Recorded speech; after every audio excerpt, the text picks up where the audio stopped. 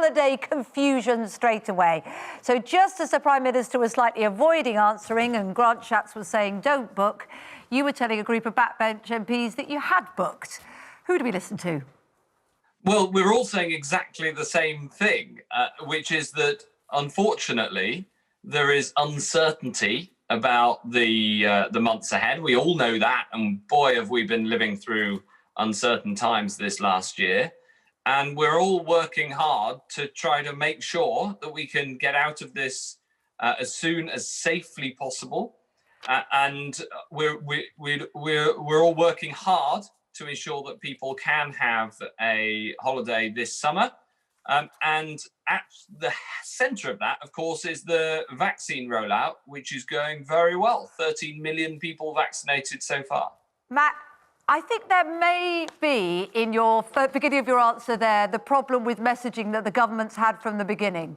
Because how you can say you're all saying the same thing, what you mean is you all have the same intention, that we get back to the summer and have our holidays, but you're not all saying the same thing.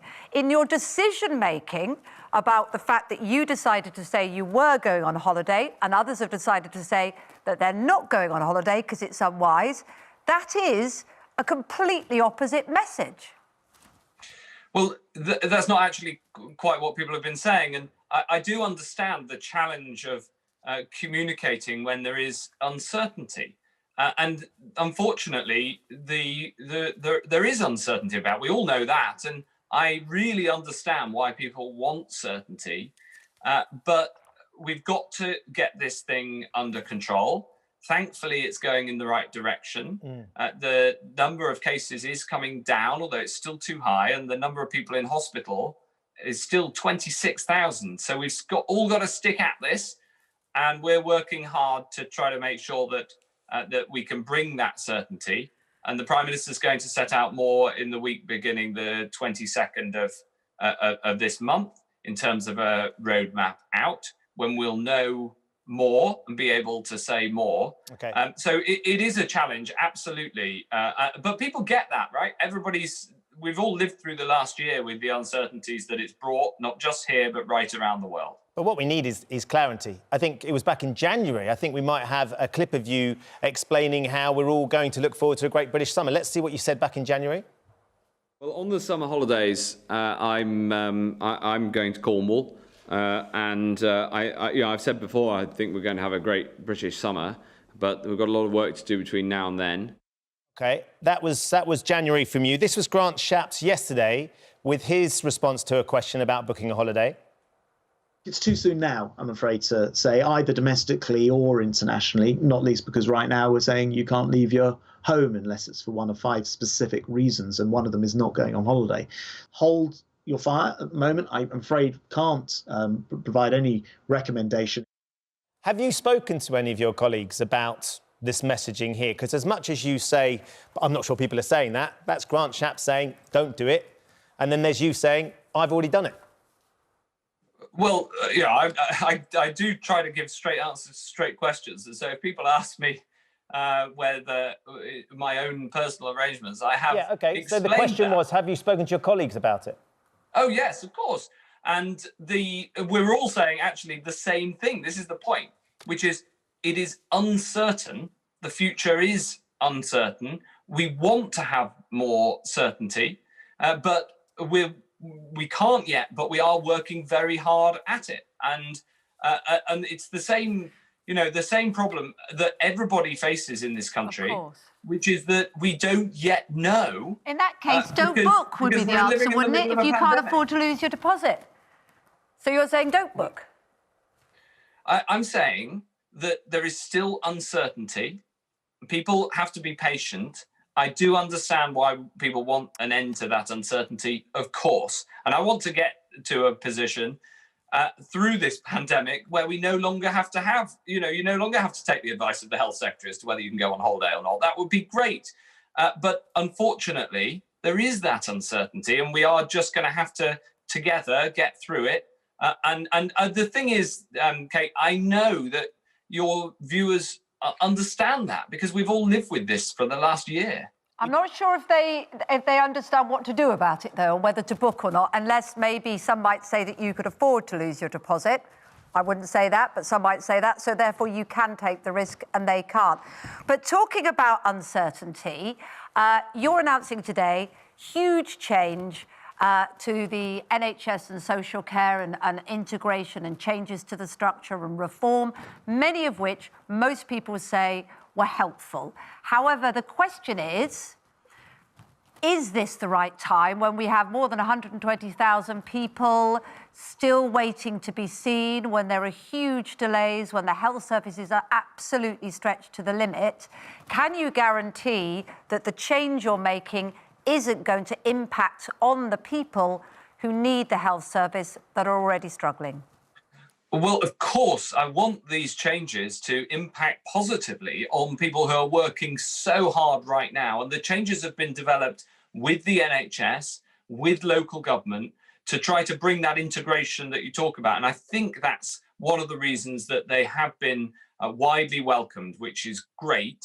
I understand why people say, is now the right moment, given that we still have 26,000 people in hospital with COVID. The health service is still working incredibly hard and delivering, of course, the vaccination program. And my answer to that is emphatically yes. These are designed to help people on the front line to deliver services better in two ways. One, to reduce bureaucracy so people can integrate services better. And secondly, so that we can get the funding and the support closer to the front line, more decisions made locally in these what are going to be called integrated care systems. We've seen some of this working already in the pandemic, and we've seen it working well, but there are a load of legal barriers to this integration that I want to sweep away so that people can get on delivering on the front line. It's all about supporting people on the front line. The problem is, Matt, is that reform in the NHS, we know this, people always overestimate the benefit and underestimate the disruption that it causes. So is now the time to take that risk? Well, look, I'm very, very cognizant. View is that my job as health secretary is not to impose some structure on the system. It's to help people on the front line to be able to do their job better. So it's about removing barriers to people working together. And therefore, I think we will, in fact, reduce disruption that is caused by rules at the moment that get in the way of that sort of integrated working, and absolutely promote right across not just the NHS, but social care as well, working together. And because I worry about exactly what you set out in the question, right from the start, I've gone to the NHS and to local government and said, what do you want to see in these changes to make it easier for your teams to deliver on the front line? That is absolutely at the core of it.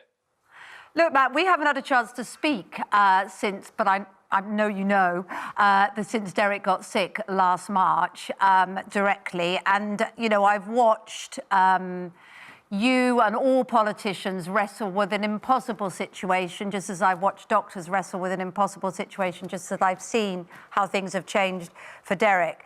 So I completely understand uncertainty. Can I ask you a specific question, though, about planning for the future, which you're talking about in these reforms, but planning on a specific thing, long COVID.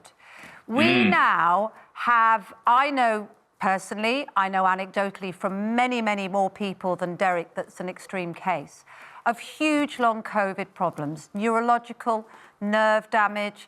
An electrician the other day that happened to come and help me get some lights back working in the house said brought his son with him because since he had COVID back in the summer, his right hand doesn't grip anymore. And yet, are you confident that people are accepting that long COVID exists? Of course we have to prioritise saving lives. Of course we have to prioritise saving lives.